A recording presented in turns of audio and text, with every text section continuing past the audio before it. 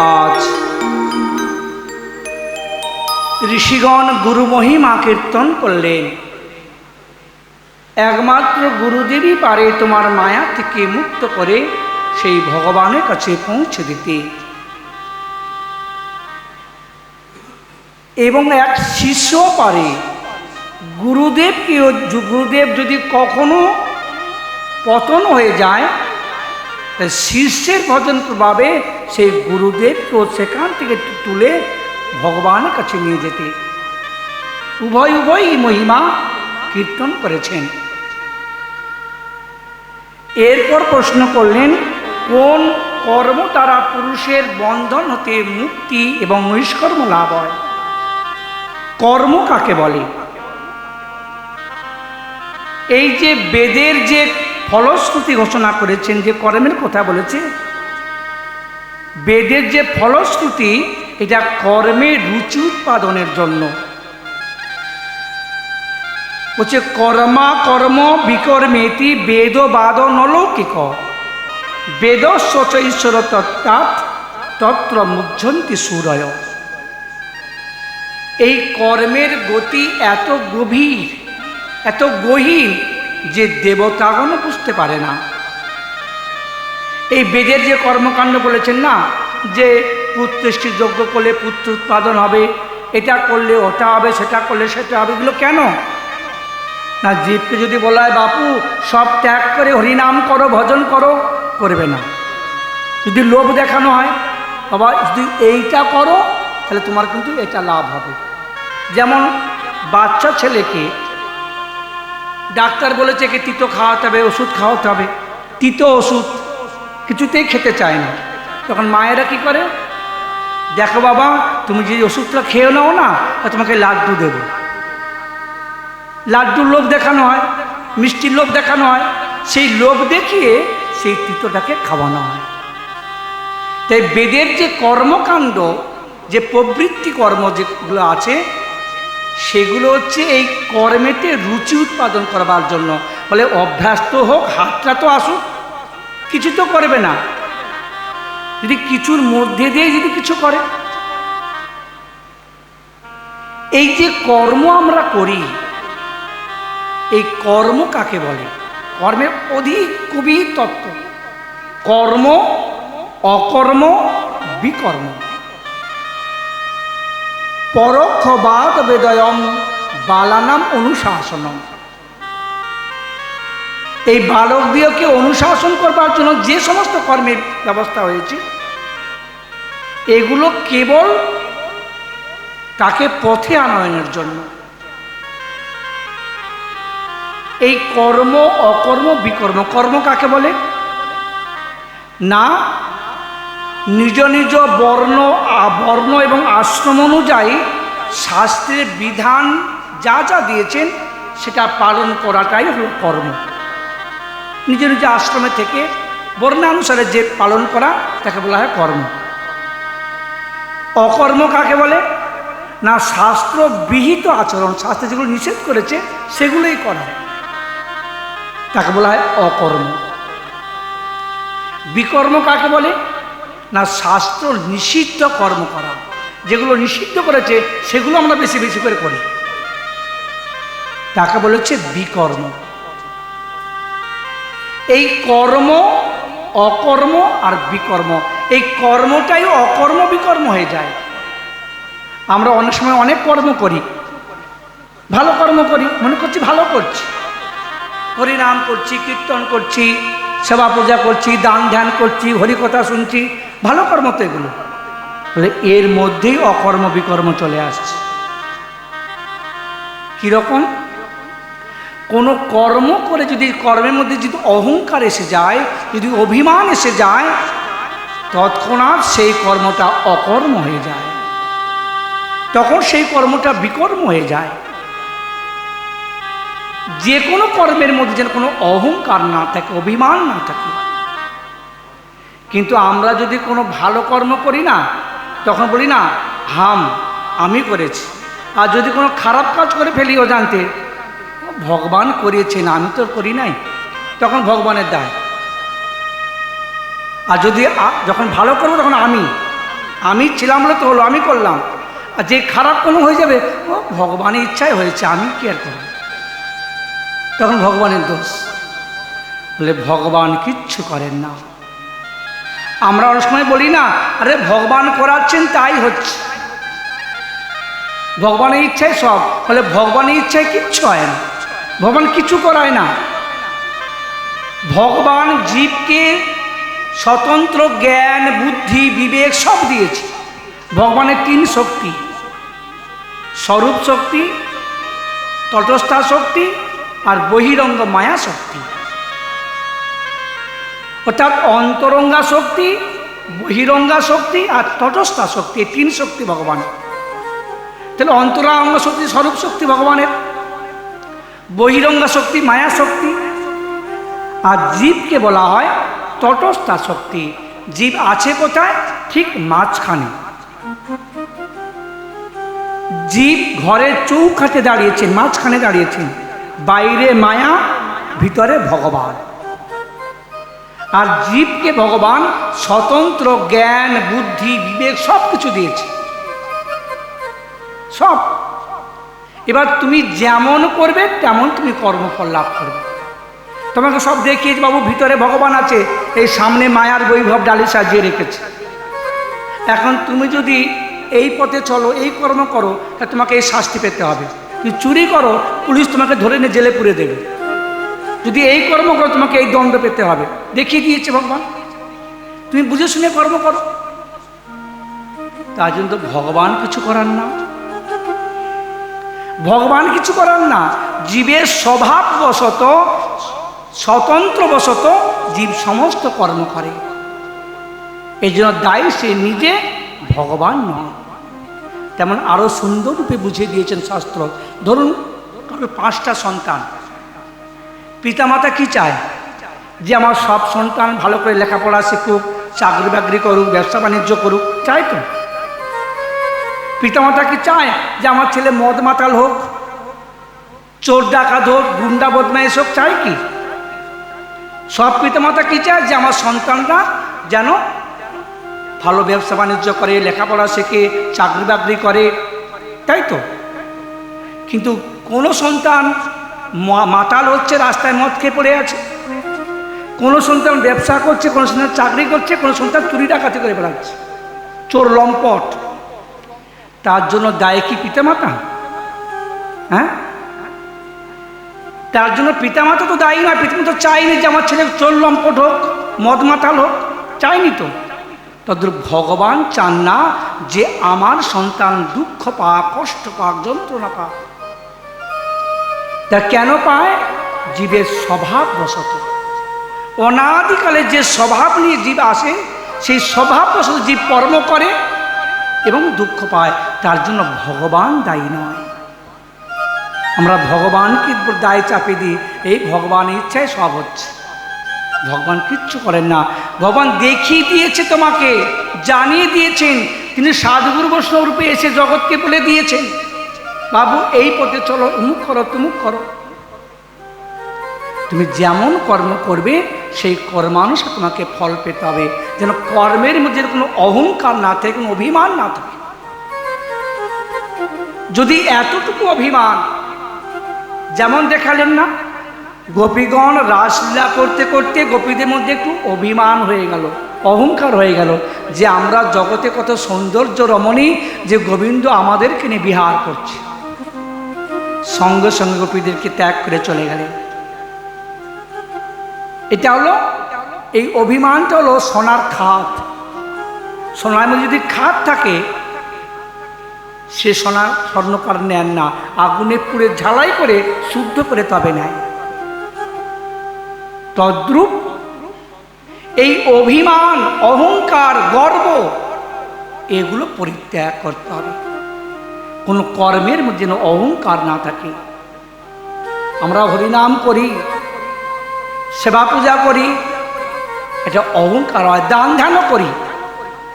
যখন কোথাও গেলাম, কোনো মন্দিরে ভজন করলাম, দান ধ্যান করলাম, ফিরে এলাম, তখন গল্প করি না, জানিস এই আমি অমুক জায়গায় গেলাম, এই কর্ম করে এলাম।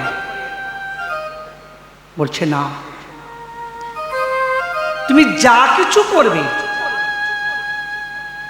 কাউকে বলবে না। আমি জানলাম, ভগবান জানল। কিন্তু সব জানেন, জীবের মনে যখন যা কিছু উদয় হয় ভগবান সব জানতে পারে। আলাদা করে ভগবানকে জানানোর প্রয়োজন নেই। আমরা মনে ভগবানকে না বললেও তো ভগবান কিছু শুনতে পায় না, জানতে পারে না, বুঝছি না। কিন্তু অন্তর্যামী গো, তোমার ভাবনার সঙ্গে সঙ্গে তিনি জেনে বসে আছে। কিচ্ছু বলার দরকার নেই। নিজের ডান হাত করবে বাঁ হাত জানবে না, বাঁ হাত করবে ডান হাত জানবে না।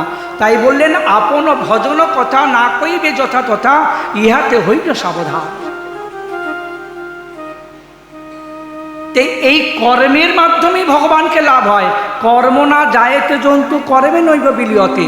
কর্মই হলো ঈশ্বর, কর্মই হলো গুরু, আলাদা কেউ নয়। তুমি যে কর্মই করো না কেন, সেই কর্মটা যেন সাচ্ছা কর্ম হয়, সৎকর্ম হয়, পরিষ্কার কর্ম হয়। সেই কর্মের মধ্যে যেন কোনো ঘাটতি না থাকে, গলতি না থাকে। সেই কর্মই তোমাকে ভগবানের কাছে পৌঁছে দেবে। সেই মহাভারতের জাজ্জলি ঋষির কথা আছে না, এত তপস্যা করেও ভগবানকে লাভ করতে পারেনি।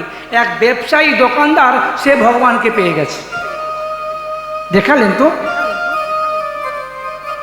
তাহলে ভগবানের ভজনকে যদি অহংকার হয়, আমি বড় তপস্বী, আমি বড় কীর্তনিয়া, আমি বড় বাদক, আমি বড় সেবক, প্রত্যেকের অভিমান থাকে, অহংকার থাকে। অর্থাৎ অভিমান ত্যাগ করতে হবে, আগে অহংকার ত্যাগ করতে হবে, কাম ক্রোধকে জয় করতে হবে, চেষ্টা করতে হবে। যিনি পেরেছেন তিনি হলেন উত্তম ভক্ত, আর তার কর্মটাই হলো সাচ্ছা কর্ম। কর্মের মধ্যে কোনো অহংকার, কোনো ভেজাল থাকবে।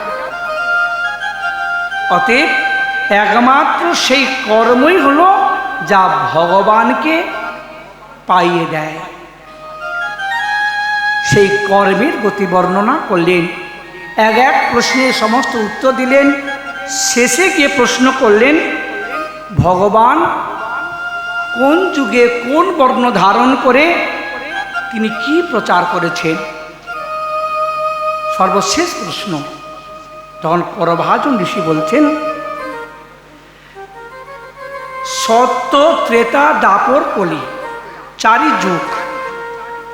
সত্য যুগে তিনি শুক্ল বর্ণ চতুর্ভুজ ধারণ করে, বলকল বসন দণ্ড কমণ্ডল ধারণ করে ব্রহ্মচারী রূপে তিনি অবতীর্ণ হয়েছিলেন। ত্রেতায় রক্তবর্ণ যজ্ঞমূর্তি, এবং দাপরে হলো শ্যাম বর্ণ, তিনি গৃহে হয়ে গৃহস্থ ধর্ম শিক্ষা দিয়েছেন। আর কলিযুগের কথা বলতে গিয়ে বলছেন, কৃষ্ণ বর্ণ তিসা কৃষ্ণ সাঙ্গ পাঙ্গাস্ত্র পারিষদম যজ্ঞৈ সংকীর্তন প্রায়ৈ যজন্তি সুমেধসঃ। বলছেন কৃষ্ণ বর্ণ তিসা কৃষ্ণ সাঙ্গ পাঙ্গাস্ত্র পার্ষদম। এই কলিযুগের যে ভগবান বলছে কৃষ্ণ বর্ণ। কৃষ্ণ বর্ণ কেন? নিরন্তর কৃষ্ণ গুণগান করেন বলে তাই বলা হয় কৃষ্ণ বর্ণ। কিন্তু কান্তিতে অকৃষ্ণ বরণ, অর্থাৎ উজ্জ্বল গৌর বরণ। এবং সাঙ্গ পাঙ্গাস্ত্র পার্ষদম, ভগবানের অস্ত্র কি গো? সুদর্শন চক্র না? তাই যে তিনি কি করেন? অসুরের অসুরত্ব বিনাশ করেন। সুদর্শন চক্র দিয়ে তিনি অসুর বিনাশ করেছেন। অসুরের বিনাশ মানে অসুরের অসুরত্ব নাশ। এবার ভগবান কলিযুগ পাবন অবতার, তিনি অস্ত্র ধারণ করিলেন না। এবে অস্ত্র না ধরিল, প্রাণে কারে না মারিল, চিত্ত শুদ্ধি করিল সবার। কি দিয়ে? তার অস্ত্র কি? তার অঙ্গ এবং উপাঙ্গ, অর্থাৎ নিত্যানন্দ, শ্রী অদ্বৈত, হরিদাস, শিবাজাদি ভক্তগণ, এরাই হলো অস্ত্র, এরাই হলো পার্শ্বদ। এদের দ্বারা তিনি কি করেছেন না সমস্ত অসুরের অসুরত্ব নাশ করেছেন, অর্থাৎ ভগবত বিদ্বেষ ভাবটাকে নাশ করেছেন। হরি নামরূপ যজ্ঞের দ্বারা। তাহলে সেই গৌর ভগবানের, নিত্যানন্দ ভগবানের আরাধনা করবে কিসের দ্বারা? তাহলে যজ্ঞই সংকীর্তন প্রায়ই যজন্তি সুমেধা, যারা সুমেধা, তাদের বুদ্ধিটা উত্তম, তারাই গৌর ভগবান ভজবেন। এই কলিযুগের একমাত্র উপাস্য দেব হচ্ছেন আমাদের নিতাই গৌর। আমরা দাপরের মানুষ নই, আমরা সত্যযুগের মানুষ নই, আমরা ত্রেতা যুগের মানুষ নই, আমরা কলির জীব। কলির আরাধ্য দেবকে নিতাই গৌর। সৎ সর্বসৎ গুণপূর্ণাং তাং বন্দে ফাল্গুন পূর্ণিমাম যস্যাং শ্রীকৃষ্ণ চৈতন্য অবতীর্ণ কৃষ্ণ নামবি। সেই ফাল্গুনী পূর্ণিমা তিথিতে যিনি আবির্ভূত হয়েছেন নবদ্বীপে শচীগর্ভ সিন্ধু মাঝে, শ্রীধাম নবদ্বীপ, অর্থাৎ সেই বৃন্দাবন ব্রজধাম একটা পদ্ম, তার মাঝখানে নবদ্বীপ হল কর্ণিকা স্বরূপ। তাহলে উপরে ভাসে ব্রজলীলা, ডুবিলে গৌরাঙ্গ লীলা। সেই গৌর সুন্দর ফাল্গুন মাসে তিনি অবতীর্ণ হলেন। তার আগে জন্ম নিয়েছেন অদ্বৈত প্রভু মহাবিষ্ণু অবতার শান্তিপুর পুরন্দর। তারপরে এলেন মাঘী শুক্লা ত্রয়োদশীতে রাঢ় দেশে বীরভূম গ্রামে, একচকা গ্রামে, বীরভূম জেলায় নিত্যানন্দ প্রভু, সেই গৌরাঙ্গের অভিন্ন তনু।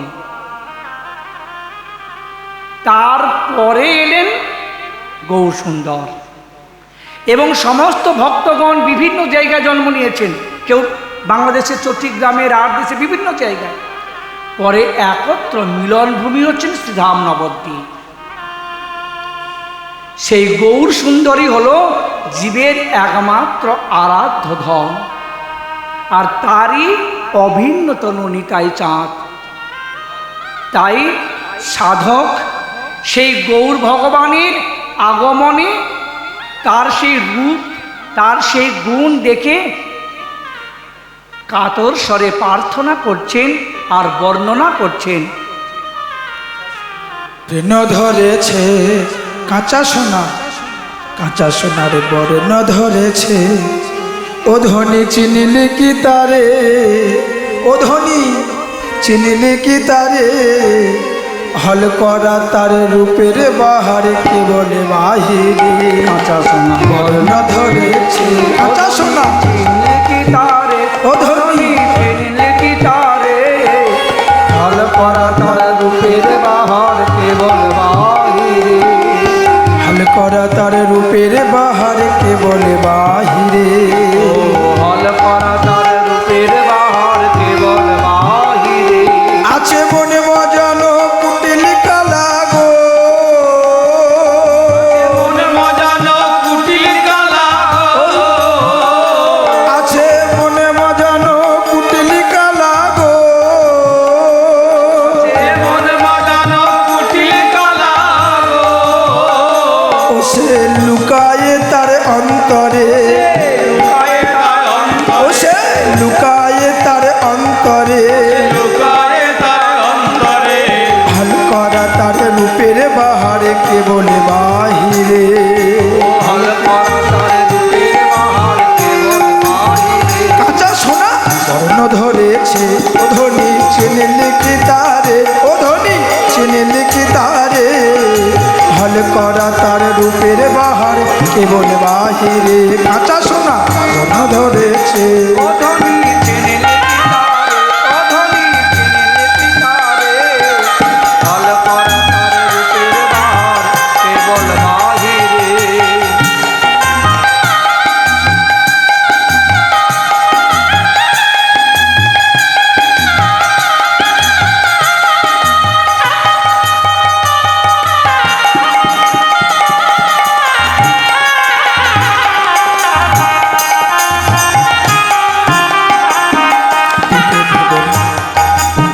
ওতা রূপে ভুবন আলো করেছে, কত চাঁদ খসে তার পদে পড়ে স্মরণ নিয়েছে, রূপে ভুবন আলো করেছে। চাঁদ খসে তার পদে পড়ে শরণ নিয়েছে, ও তার রূপে ভুবন আলো করেছে, কত চাঁদ খসে তার পদে পড়ে স্মরণ নিয়েছে। আলো করেছে, কত চাঁদ খসে তার পদে পড়ে শরণ নিয়েছে। প্রতি পদ নখে ওই চাঁদ ঝলকে গো, প্রতি পদ নখে চাঁদ ঝলকে গো, প্রতি পদ নখে ওই চাঁদ ঝলকে গো, এই পদ নখে চাঁদ ঝলকে গো। আছে কালা চাঁদ তার ভিতরে, কালা চাঁদ ভিতরে, আছে কালা চাঁদ তার ভিতরে, কালা চাঁদ তার ভিতরে। হাল করা তার রূপের বাহারে কেবল বাহিরে, হাল করা তার রূপের বাহার কেবল বাহিরে। কাঁচা সোনা বর্ণ ধরেছে, ও ধনী চিনলে কি তারে, ও ধনী চিনলে কি তারে, হাল করা তার রূপের বাহারে কেবল বাহিরে। ও ধনী চিনলে কি তারে, ও ধনী চিনলে কি তারে। হাল করা তার রূপের বাহারে কেবল বাহিরে।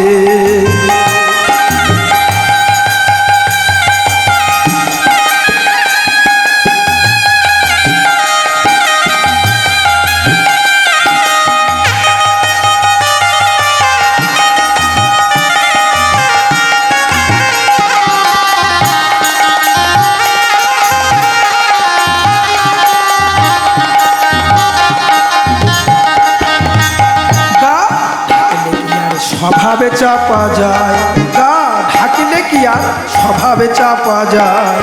ওই দেখ ওর আঁকা বাঁকা চাল চলনে, বাঁক নয়নে চায়, ঢাকলে কি আর স্বভাবে চাপা যায়। ওই যে পাকা বাঁকা চাল চলনারে বাঁক, বাঁক নয়নে চায়। হ্যাঁ হ্যাঁ, গা ঢাকলে কি আর স্বভাবে চাপা যায়।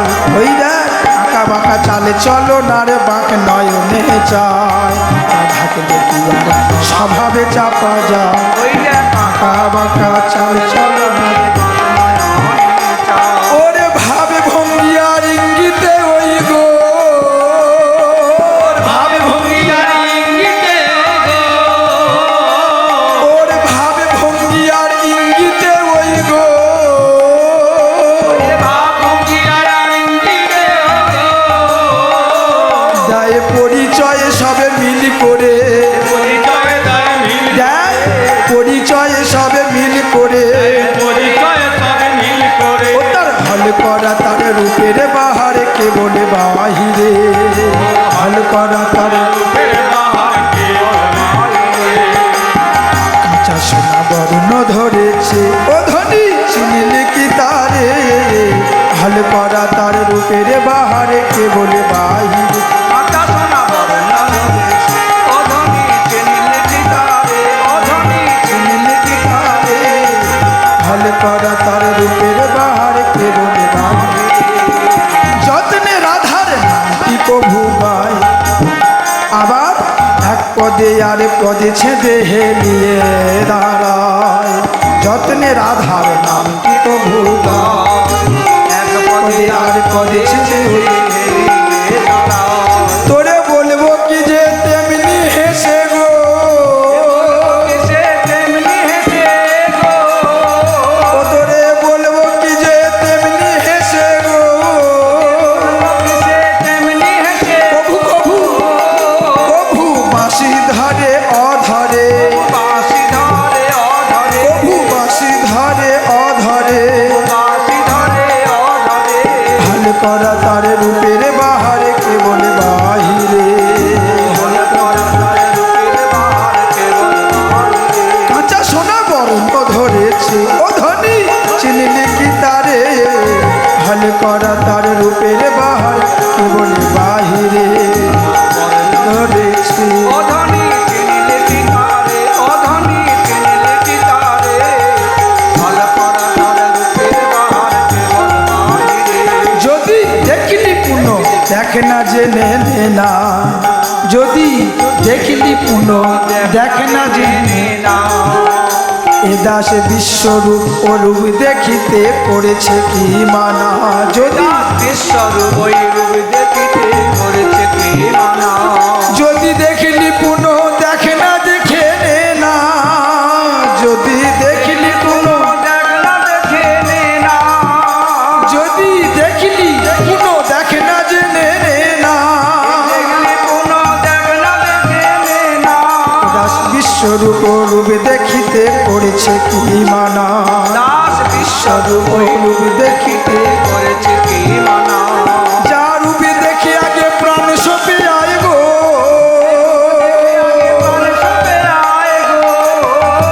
ও তার রূপে দেখে আগে প্রাণ সপে আয় গো ও তার গুণের খবর নিশ পড়ে ও তার গুণের খবর নিশ পড়ে হাল করা তার রূপের বাহারে কেবল বাহিরে হাল করা কাঁচা সোনা বর্ণ ধরেছে ও ধনী চিনলে কি তারে ও ধনী চিনলে কি তারে হাল করা তার রূপের বাহারে কেবল বাহিরে কাঁচা সোনা বর্ণ ধরেছে ও ধনী চিনলে কি তারে ও ধনী চিনলে কি তারে হাল করা তার রূপের বাহারে কেবল বাহিরে হাল করা তার রূপের বাহার কেবল বাহিরে जय जय श्री गौर सुंदर की जय नवद्वीप धाम की जय यथा वृंदावनं धाम कृष्णस्य कृपानिधे नवद्वीप तथा कान्ते सत्यं सत्यं वदाम्यहं यदि तीर्थं सहस्राणि पर्यटन्ति नराखितौ नवद्वीपं विना देवी नराधां कृष्णमाप्नुयात्। মহাদেব দেবী পার্বতীকে বলছে, দেবী শ্রীধাম বৃন্দাবনে যেমনই মহিমা ঠিক তদ্রূপ নবদ্বীপ মহিমা। সত্যং সত্যং বদাম্যহম, আমি সত্য করে বলছি সমস্ত সহস্র তীর্থ পর্যটন করেছে, যদি নবদ্বীপ ধাম দর্শন না হয় তাহলে সমস্ত তীর্থ দর্শনটাই ব্যর্থ হয়ে যায়। যদি তীর্থ সহস্রাণি পর্যন্তন্তি নরাক্ষিত নবদ্বীপং বিনা দেবী নরাধাম কৃষ্ণমাপ্নুয়াৎ। কখনই গৌর গোবিন্দকে লাভ করা যায় না যদি নবদ্বীপ ধাম দর্শন না হয়। আরও বলছেন, স্বয়ং ভগবান অনন্তদেবকে বলছেন, যথা মম প্রিয়া রাধা তথা বৃন্দাবনং মহৎ তদ্বয়ং নবদ্বীপ ইতি সত্যং বদম্যহম। যেমন বৃন্দাবন ধাম শ্রীমতী রাধারানী যেমন আমার প্রিয়, তদ্রূপ শ্রীধাম নবদ্বীপ আমার সব থেকে প্রিয়। কারণ রাধা কৃষ্ণ মিলিত তনু হচ্ছেন গৌর সুন্দর। এই যে অনাদিরাদি গোবিন্দ সর্বকারণ কারণম, যা কোন স্বরূপ? যে অনাদিরাদি গোবিন্দ সর্বকারণ কারণ সেটা কোন স্বরূপ? তো এই গৌর গোবিন্দ স্বরূপ। পূর্বে এক ছিল, মাঝে দুই হলো, আবার এক হয়ে গেল, তাই না? এই এক তো ছিল পূর্বে, মাঝে রাধা কৃষ্ণ এক আত্মা দুই দেহধরী, মাঝে দুই হলো, রাধা গোবিন্দ হয়ে লীলা রস আস্বাদন করলেন, পরে আবার এক হয়ে গেলেন। অর্থাৎ এই গৌর স্বরূপই হলো অনাদিরাদি গোবিন্দ সর্বকারণ কারণ। কি অদ্ভুত দেখুন, যিনি রাধা কৃষ্ণ মিলিত তনু গৌর। তাই আজকের ভগবান অনন্তদেবকে বলছেন, বৃন্দাবনে যথানন্তং বসামি রাধয়াশয় রাধয়া মিলিতাঙ্গ অয়ং তথৈ বাস্মি সদা বসে। যেমন বৃন্দাবনে রাধা কৃষ্ণ আমি মিলিত, যেমন যুগল হয়ে যেমন লীলা করেছিলাম, এই বৃন্দাবনে তদ্রূপ রাধয়া মিলিত অয়ং, আমি মিলিত তনুরূপে অবস্থান করেছি। অর্থাৎ এই নবদ্বীপ হলো আমার সব থেকে প্রিয়। যথা বৃন্দাবনং ত্যক্ত্বা গচ্ছামি ন কুত্রচিৎ তথা দেব নবদ্বীপং ন তেজামি কদাচন। আমি যেমন বৃন্দাবন ছেড়ে এক কোথাও যাই না, তদ্রুপ আমি নবদ্বীপ ছেড়েও কোথাও যাই না। এই ব্রহ্মার একদিনে তিহ একবার অবতীর্ণ হইয়া করেন প্রকট বিহার, যে কথাগুলো বলেছেন গ্রন্থকার। যদি সমস্ত অবতারের অবতারই যদি গৌর সুন্দর হয়, তাহলে কৃষ্ণকে যে স্বয়ং ভগবান বলা হয়, আবার গৌরকে স্বয়ং ভগবান বলা হচ্ছে, তাহলে ব্রহ্মার একদিনে দুবার অবতীর্ণ হয়েছেন, তাহলে যে বাক্য যে একবার তিনি আসেন তা মিথ্যা হয়ে গেল বাক্যটা, বলছে না।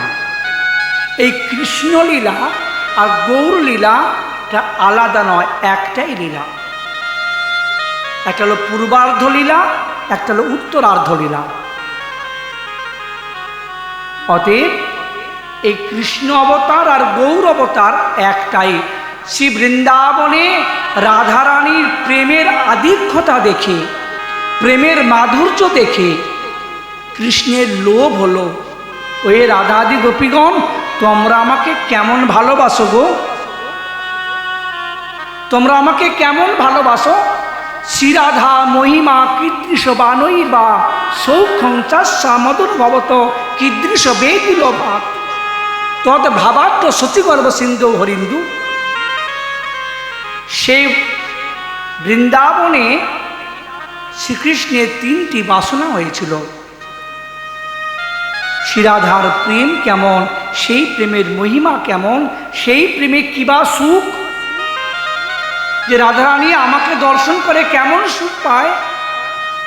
এই তিন বাঞ্ছা পূরণের জন্য এই গৌর অবতার। আর একটি গূঢ় কার্য, সেটা হলো চিরকাল নাহি করি প্রেম ভক্তি দান, আর ভক্তি বিনা জগতের নাহি অবস্থান। যে চিরকাল আমি যে প্রেম ভক্তি কাউকে দিই নাই, অনর্পিত চরিং চিরাত করুণয়া অবতীর্ণ করো। এই কলিযুগে তিনি করুণাকর অবতীর্ণ হয়েছেন, কেন অনর্পিত চরিং যে প্রেম, যে সেই প্রেম এই কলির দ্বীপকে দান করবার জন্য, যা কোনো যুগে কোনো কালে কাউকে দেয়নি। ৭১ দিব্য চতুর্যুগে এক মন্বন্তর, 14 মন্বন্তরে ব্রহ্মার একদিন, তার মধ্যে স্বয়ং ভগবান একবার আসেন। তাহলে ব্রহ্মার অন্য এক কলিযুগে স্বয়ং ভগবান গৌরূপে অবতীর্ণ হয়েছিলেন। এই রাধা প্রেম, নিজস্ব যে ভক্তি প্রেম, যা কলির জীবকে দিয়েছিল, জীব সব ভুলে গেছে। তাই স্বয়ং ভগবান গৌর সুন্দর সেই নিজস্ব যে প্রেম ভক্তি, তার জগৎ জীবকে দান করবার জন্য নিজে আস্বাদন করেছেন, জগৎ জীবকে আস্বাদন করেছেন।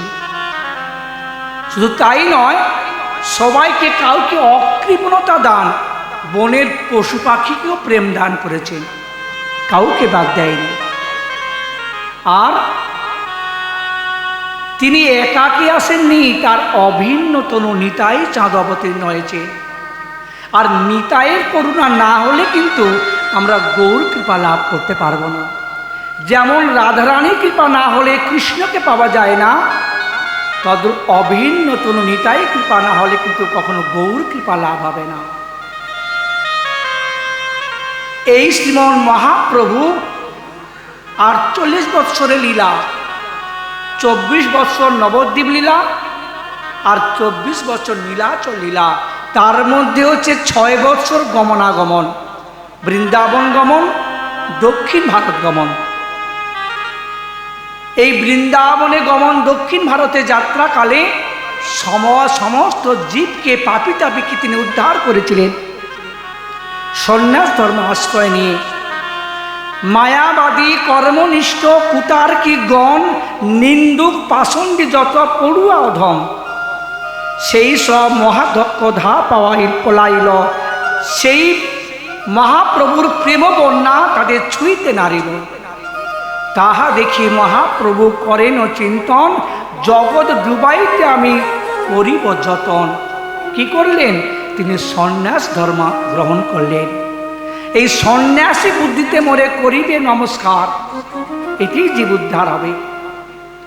এই সন্ন্যাস ধর্ম নেওয়ার পর শ্রীমৎ নিত্যানন্দ প্রভু কৃপাতে যখন তিনি নীলাচলে গেলেন এবং মহাপ্রভুকে নিতাই চাঁদ বললেন, গৌর সুন্দর ভাই, তুমি একবার দাক্ষিণাত্যে যাও।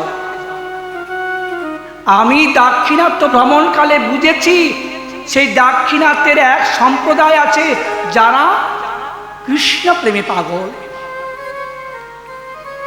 আজ নিতাই চাঁদের প্রেরণাতে শ্রীমন মহাপ্রভু দক্ষিণ ভারতে গেলেন এবং সমস্ত জীবকে উদ্ধার করলেন। কে প্রেরণা করলেন? নিতাই চাঁদ। আজ নিতাই চাঁদের করুণায় আজ আমরা বৃন্দাবনে যাই। বৃন্দাবনে যে সমস্ত লীলাস্থলী আমরা দর্শন পাই, একমাত্র নিতাই চাঁদের অবদান। অতি গূঢ় নিত্যানন্দ এই অবতারে শ্রীচৈতন্য যারে জানায় সে জানিতে পারে। নিতাই লীলাটা এত গভীর, সহজে কেউ বুঝতে পারে না।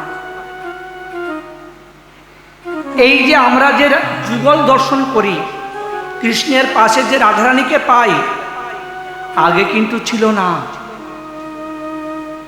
আগে এই যুগল উপাসনা আগে ছিল না। আগে রাধারানীকে অপ্সরা লম্পট বলে তাকে দূরে সরিয়ে দিয়েছিল, কৃষ্ণের পাশে ছিল না। ফলে নিতাইয়ের করুণাতে শ্রীমন মহাপ্রভু এবং বলদেব বিদ্যাভূষণ রাধারানীর মহিমা জগতে প্রচার করলেন যে রাধার স্বরূপটি কি। রাধারানী হলেন প্রেয়সী তত্ত্ব। রাধারানী কিন্তু মা বলা হয় না, যেমন লক্ষ্মীকে, পার্বতীকে, সীতাকে সবাইকে মা বলা হয়, কিন্তু রাধারানী হলেন কৃষ্ণের প্রেয়সী। খুব নিগুড় তাৎপর্য। আগে কিন্তু কৃষ্ণের পাশে রাধারানী ছিল না, পরে নিতাইয়ের করুণায় সেই কৃষ্ণের পাশে রাধারানীকে স্থাপন করলেন। একমাত্র নিত্যানন্দ প্রভু করুণায়। নিতাই যদি কৃপা না করে না, মহাপ্রভু সন্ন্যাস নিয়ে জীব উদ্ধার করতে পারতেন না। সেই নিতাই, অপরন্ত নিতাইয়ের মহিমা। অতএব আমরা নিতাই গুণগান, আমরা এই কলিযুগের মানুষ হয়ে আমাদের উপাস্য দেবতার নাম সবাই মিলে করব, যে যে সম্প্রদায় হই না কেন। যেহেতু আমরা এই কলিযুগের মানুষ, সেহেতু আমরা আমাদের উপাস্য দেবতা নিতাই গৌর, তাদের নাম সবাই মিলে একটু করব। সবাই মিলে করব। গৌর ভজ গৌর ভজ গৌর গুণধাম, নামে ভজ নিত্যানন্দ রাম।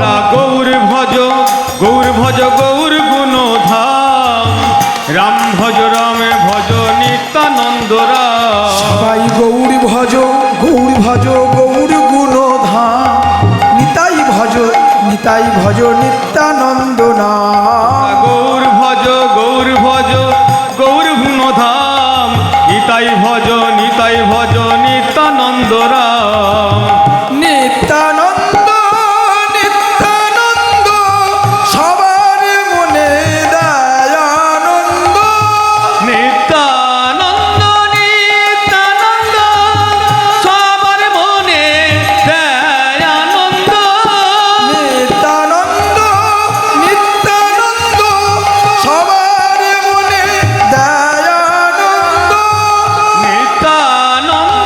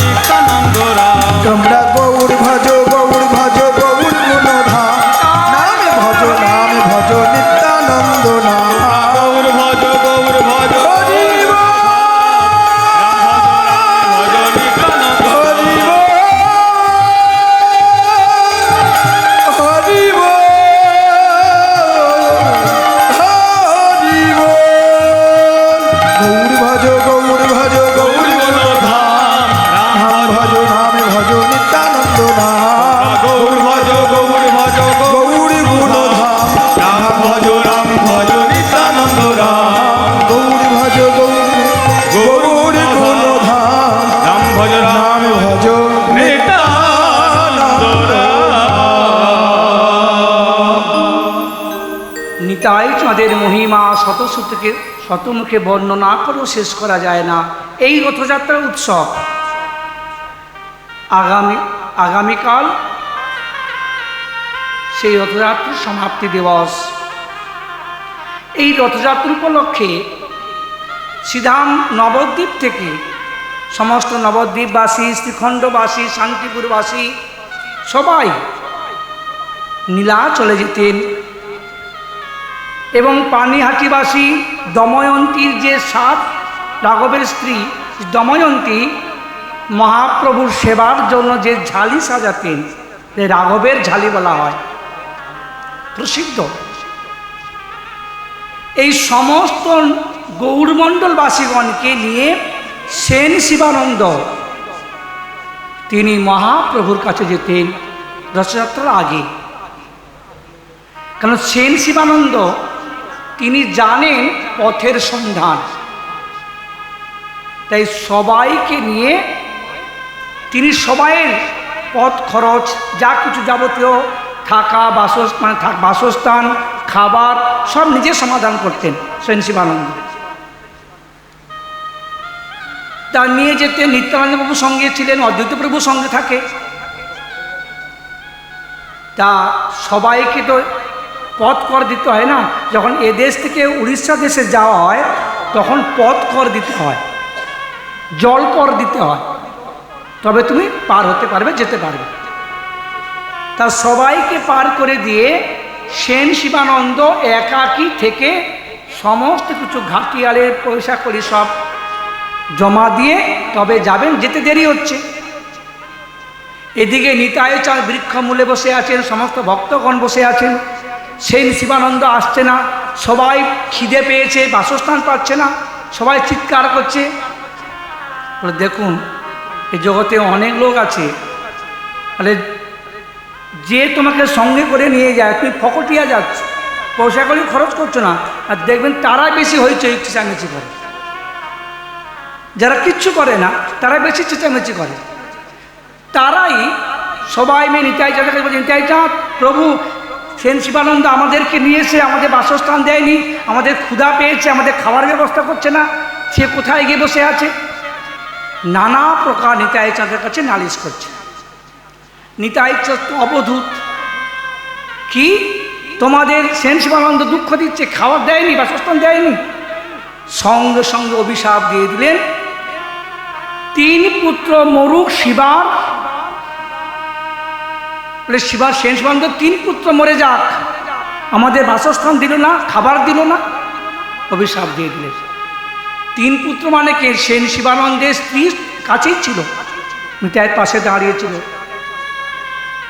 নিত্যানন্দ বলছে শিবার 3 পুত্র মরে যাক, অর্থাৎ 2 পুত্র জন্ম নিয়েছে, একজনের বয়স 5 বৎসর, একজনের 3 বৎসর, আর একজন এখন পেটে আছে, জন্ম নেয়নি। তার আগে নিতাই চাঁদ বলে দিলেন যে শিবার 3 পুত্র মরে যাক। সেন শিবানন্দের স্ত্রী আকুলভাবে কাঁদছে। এদিকে শিবানন্দ সমস্ত ঘাটিয়াল সমাধান করে আর ফিরছেন, দেরি হয়ে গেছে। সেন শিবানন্দের স্ত্রী দৌড়ে গিয়ে স্বামীকে দেখে বলছে, তুমি যেও না নিতাই চাঁদের কাছে। বলে কেন, কি হলো? না এই ব্যাপার, নিতাই চাঁদ আবার না গেলে না জানি আবার কি অভিশাপ দিয়ে দেবে। দূর পাগলি, চিন্তা কিসের, আমি এখনই যাচ্ছি। আরে দোষ তো আমার, আমি সবাইকে নিয়ে এসেছি, আমি এদের এতক্ষণ বসিয়ে রেখেছি, কোনো বাসস্থান দিলাম না, খাবার দিলাম না। এখন যখন নিতাই চাঁদের কাছে গিয়ে প্রণাম করছেন, নিতাই চাঁদ সজোরে লাথি মেরে শিবানন্দকে সরিয়ে দিলেন। এত বলি প্রভু পাশ গেলা শিবানন্দ, উঠি তারে লাথি মারিল প্রভু নিত্যানন্দ। তখন কৃপা কেমন দেখুন, নিতাই চাঁদ সেন শিবানন্দকে লাথি মারলেন। তখন সেন শিবানন্দ কি করলেন জানেন? আমরা হলে কি করতাম? হ্যাঁ, আমি এত কষ্ট করে নিয়ে এসে এত কিছু করে করে আমাকে দোষ দিচ্ছে। দেখুন ভক্তের মহিমা দেখুন। আজ শিবানন্দ তখন আনন্দিত হইল নিত্যানন্দ পদপ্রহারে, আজি মোর ভৃত্য করে করিলা অঙ্গীকারে। সেন শিবানন্দ বলছেন, প্রভু আনন্দে নৃত্য করতে করতে বলছেন, প্রভু আজ আমাকে ভৃত্য জ্ঞান করলে, আজ আমাকে ভৃত্য করে নিলে, প্রহার কে খায় গো, মার কে খায়? যে নিজজন, যে নিজের হয়ে যায় তখন তাকে শাসন করে, প্রহার করে।